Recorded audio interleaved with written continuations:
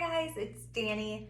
So I picked my last harvest today and I was really excited and really sad a little. It's really bittersweet. So I have tons of peppers from my garden and I want to find a way to use them so I can save them and enjoy them throughout the winter. So I'm going to go ahead and make a pico de gallo and I figured I'd show you how I make it so you guys can make it too. So you'll need a spoon, a chef's knife, a cutting board, and a bowl to put it all into. It's super simple. I'm deciding to put peppers into this just so I can use them because I don't want to lose them. So you're gonna need 2 Roma tomatoes. I have a bunch of cilantro, a lime, half of a red onion, peppers, and a little bit of sea salt. If you want to make it a little spicier, you can also add habanero or jalapeno. I do have some fresh habaneros, so I might take one and dice it up really small and add it to this batch just to see. I'm gonna go grab my salt so I don't forget it. So the first thing we're gonna do is we're gonna start with our 2 tomatoes. So you're going to, when you're cutting tomatoes, I really like my chef's knife because see how it has these little divots? It allows the knife to kind of cut through and brings air to the knife so it doesn't get stuck on tomatoes. And tomatoes can be a little sticky sometimes. So if you just have a regular knife, sometimes it's not the easiest to cut with. Or a bread knife works really well on tomatoes. So we're cutting them in half lengthwise, or hot dog if you're from the Midwest. That's how I learned how to cut things, hot dog or hamburger. And we're gonna take our spoon and we're kind of gonna core out this little part. So Roma tomatoes are perfect for pico de gallo because they don't have a lot of seeds. They're super meaty, which is what we're looking for. Where like beefsteak tomatoes are super seedy. These ones aren't. So we're gonna core them all out and just put the cores to the side. If you want to make salsa, you can also take this recipe and blend it and then add those cores back in, and it makes a really beautiful, super rich salsa as well. But we're gonna go with pico today. So they're all cored, so they kind of like look hollow now, which is what we want. We're gonna put them face down on the cutting board, and I'm gonna cut them into strips, and then I'm going to dice them. I am not a professional chef. I do have a dear friend who is, so I've been taught some good knife skills. I usually hold my knife like this with my finger on top, and that helps direct. And then when cutting tomatoes and peppers, you kind of want to push down and go forward. And that forward motion or the backward motion is what actually does the cutting. And kind of, because these have thicker skins, so it breaks that skin.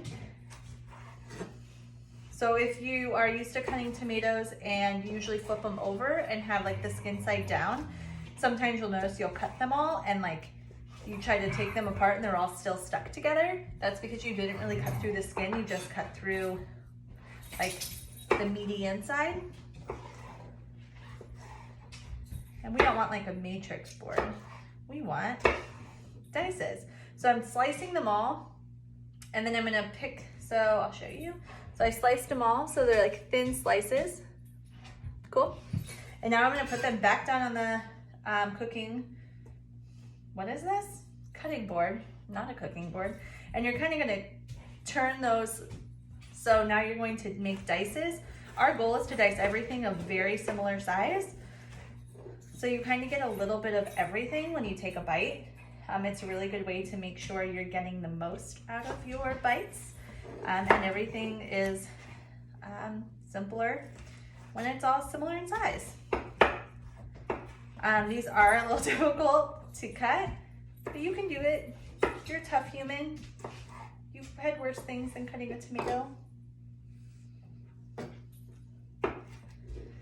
So pico is one of my favorite things to make. It's super simple. It's so good when it's fresh. And I'm actually gonna make this and freeze it. It's really easy to freeze.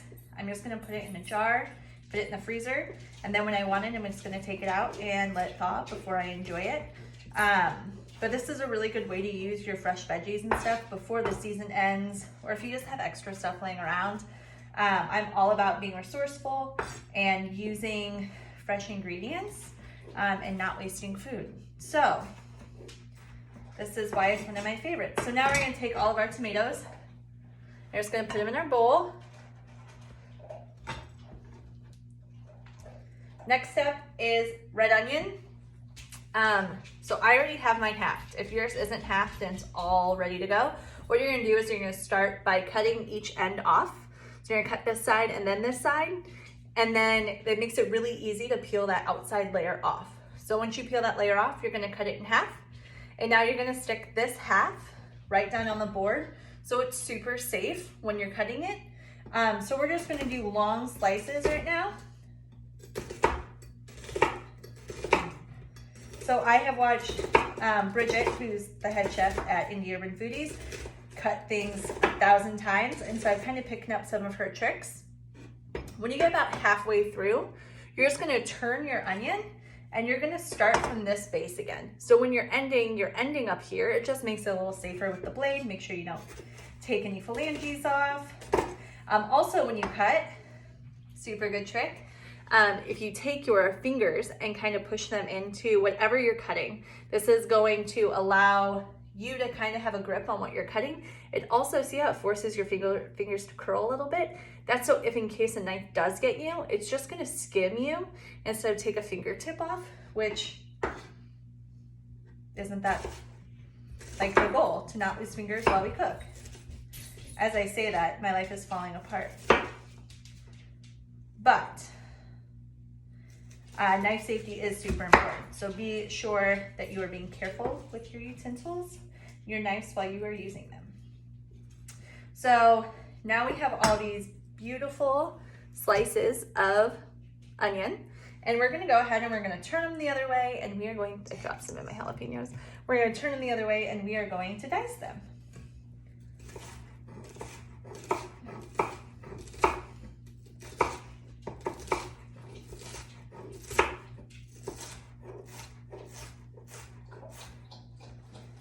And once we get these all diced, we're going to add them to the bowl with our tomatoes. Another reason why I really like pico is there's not anything really extra to it. You kind of taste all the ingredients in it. You don't have to add broth or water or I don't know, just anything fake to it. Everything's so natural and fresh, and it just makes it that much more delicious. So sometimes when I'm dicing, I like to put my hands on the knife like this, and then kind of balance my hand like this and teeter-totter back and forth, just to make sure everything's finely diced. I'm dicing hard because the camera started shaking. So now we're just gonna put them all in our bowl with our tomatoes. Cool. Next up, peppers. So I've already rinsed all my peppers. These are homegrown, and this is like literally the last of my harvest. So these are like little baby ones. If you have big peppers, use them. If you don't like peppers, don't put peppers in it. Super simple. So when I cut the pepper, I kind of like to just cut along the edges and kind of cut the pit away. So I'm gonna pick one side and make one cut. So this is what it looks like. You can kind of tell I took a chunk off. And now I'm gonna turn it and do it again, all the way around, until I honestly just have the core left. So this is where all the seeds are. I don't really want that, so I'm just gonna put those to the side. And I'm gonna go ahead and do that to all of my peppers before I start slicing and dicing them.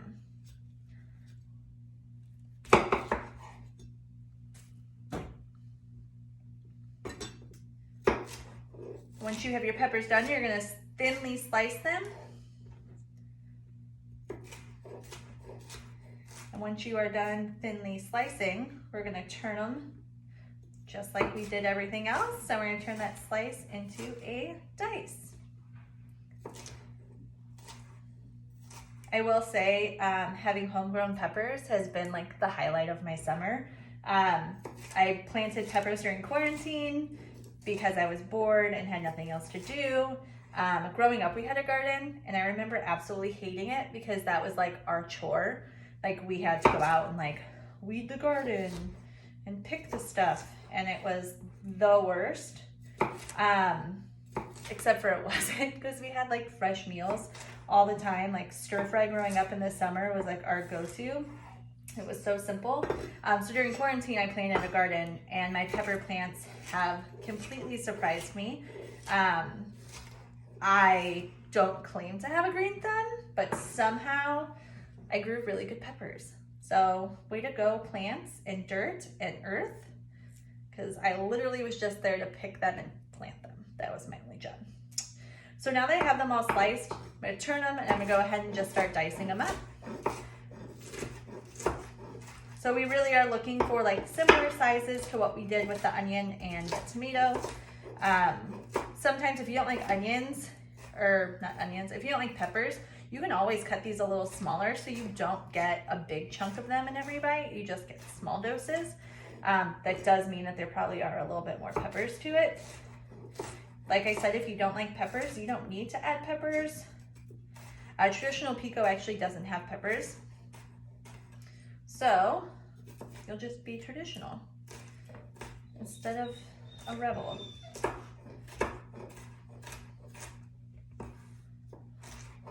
Okay. So we're getting done with this. So a few big chunks. Like I said, not a professional. I'm over here dicing and cutting, and I still have giant chunks of peppers in here. So just make it work, guys. Whatever size works for you is gonna be perfect. Like I said, the ingredients are what make it. They're super fresh ingredients. It's gonna be delicious.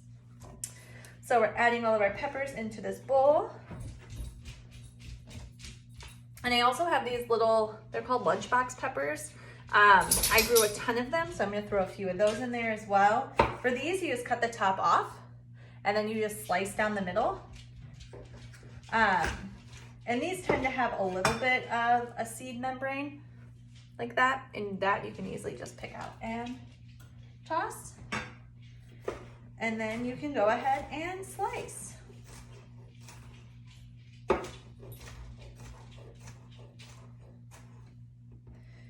I had a lot of lunchbox peppers that didn't come in until honestly like 2 weeks ago. I've had tons of them.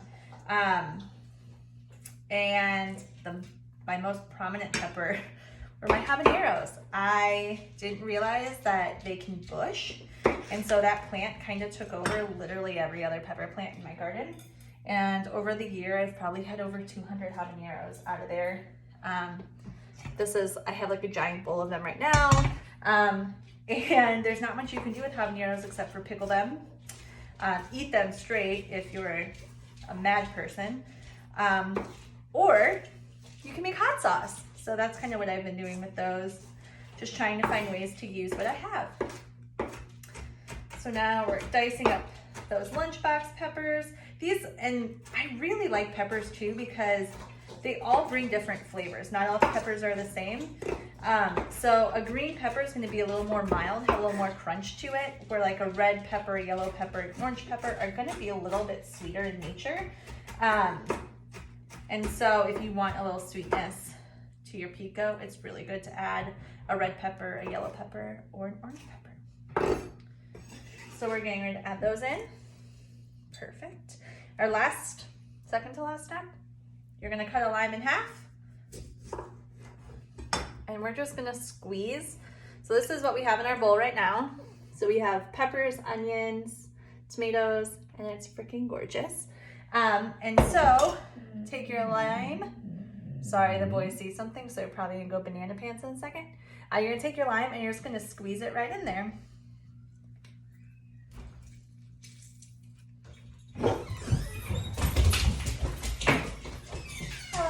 Sorry. You're fine.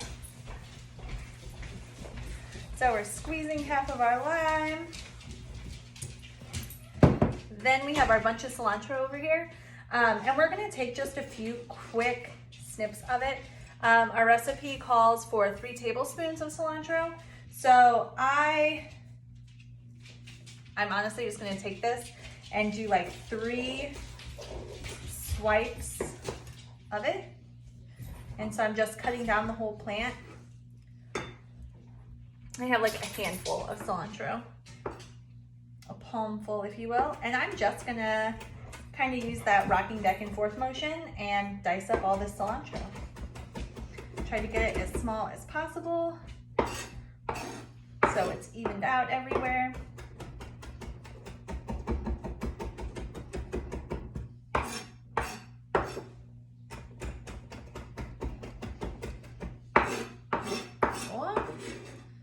So you're gonna chop it up, it gets really tiny.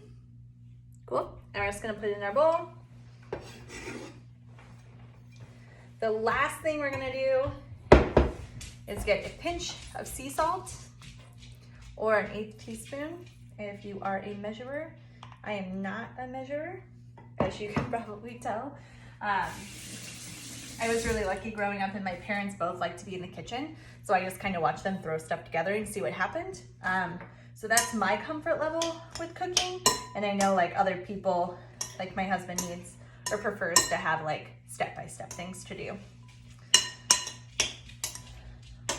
So we'll also attach like our full-blown recipe with this in case you are that type of human and you need that structure. So now you're gonna mix it all together. And this is what you have, fresh pico. And you can enjoy it now, you can cover it and it'll last in your fridge for a few days. I'm gonna put this in a mason jar and put it in the freezer, and it should be good for 2 to 3 months, and I'll enjoy it later. Thank you guys so much for joining me and making pico, and I hope you guys have a great day. Bye guys.